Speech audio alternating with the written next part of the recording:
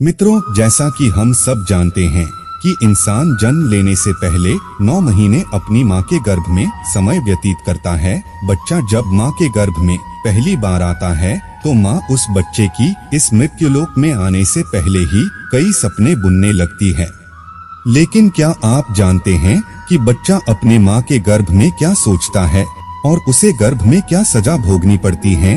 अगर नहीं तो इस वीडियो को अंत तक जरूर देखें, क्योंकि गरुड़ पुराण में जीवन, मृत्यु, स्वर्ग, नरक, पाप, पुण्य, मोक्ष पाने के उपाय आदि के साथ यह भी बताया गया है कि शिशु को माता के गर्भ में क्या क्या कष्ट भोगने पड़ते हैं और वह किस प्रकार भगवान का स्मरण करता है। शिशु माँ के गर्भ में क्या महसूस करता है कि प्रीत कल्प अध्याय में पक्षीराज गरुड़ जब भगवान विष्णु से पूछते हैं कि हे प्रभु, जब कोई आत्मा दूसरा शरीर धारण करने से पहले अपनी माँ के गर्भ में होती है तो वह कैसा महसूस करती है, कृपया मुझे विस्तार से बताइए।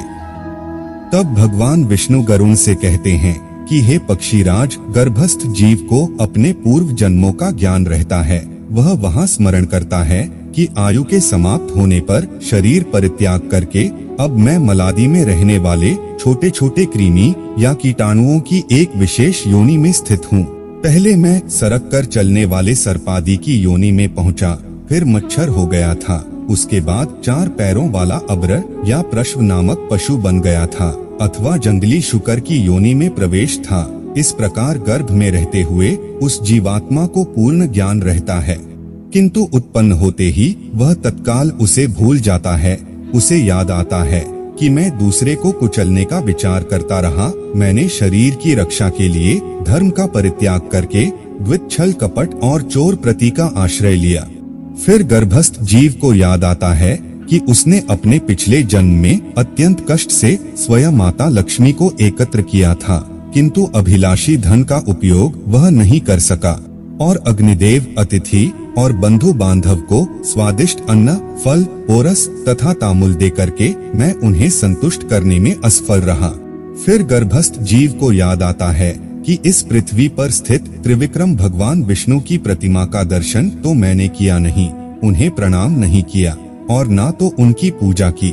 प्रभास क्षेत्र में विराजमान भगवान सोमनाथ की भक्ति पूर्वक पूजा एवं वंदना भी मेरे द्वारा नहीं हुई है। जब ऐसी चिंता गर्भस्थ जीव करता है तब यमदूत उसे कहते हैं कि हे देह धारेण, जैसा तुमने किया है उसके अनुसार अपना निस्तार करो। फिर माँ के गर्भ में पल रहा जीव अपने को कोसता हुआ कहता है कि तुमने अपनी कमाई से जो धन अर्जित किया था उसमें से किसी को दान नहीं दिया। पृथ्वी पर रहते हुए तुमने भूमि दान, गौ दान, जल दान, फल दान, तांबूल दान अथवा गंध दान भी नहीं किया। तो अब भला क्या सोच रहे हो? तुम्हारे पिता और पितामह मर गए, जिसने तुमको अपने गर्भ में धारण किया वह तुम्हारी माता भी मर गई, तुम्हारे सभी बंधु भी नहीं रहे, तुम्हारा 5 भौतिक शरीर अग्नि में जलकर भस्म हो गया। तुम्हारे द्वारा एकत्र किया गया संपूर्ण धन धान्य पुत्रों ने हस्तगत कर लिया। जो कुछ तुम्हारा सुभाषित है और जो कुछ तुमने धर्म संचय किया है वह तुम्हारे साथ है। इस पृथ्वी पर जन्म लेने वाला राजा हो अथवा सन्यासी या कोई श्रेष्ठतम ब्राह्मण हो, वह मरने के बाद पुनः आया हुआ नहीं दिखाई देता है। जो धरातल पर उत्पन्न हुआ है उसकी मृत्यु निश्चित है और उसके बाद में वह विलाप करने लगता है और वह भगवान से प्रार्थना करता है कि हे प्रभु, जब जन्म के बाद मुझे पुनः मृत्यु को ही प्राप्त होना है तो फिर मेरा जन्म क्यों हो रहा है? अगर संभव हो तो मुझे जीवन मृत्यु के चक्र से मुक्त करिए। गरुड़ पुराण के अनुसार फिर माता के गर्भ में पल रहा शिशु भगवान से कहता है कि मैं इस गर्भ से अलग होने की इच्छा नहीं करता, क्योंकि बाहर जाने से पाप कर्म करने पड़ते हैं जिससे नरक आदि प्राप्त होते हैं। इस कारण बड़े दुख से व्याप्त हूँ। फिर भी दुख रहित हो आपके चरण का आश्रय लेकर मैं आत्मा का संसार से उद्धार करूँगा। माता के गर्भ में पूरे 9 महीने शिशु भगवान से यही प्रार्थना करता है, लेकिन यह समय पूरा होते ही जब प्रसूति के समय वायु से तत्काल बाहर निकलता है तो उसे कुछ याद नहीं रहता। साइंस के अनुसार माँ के गर्भ से बाहर आने वाले शिशु को काफी पीड़ा का सामना करना पड़ता है, जिसके कारण उसके मस्तिष्क पर काफी जोर पड़ता है। शायद यही कारण है कि उसे कुछ भी याद नहीं रहता।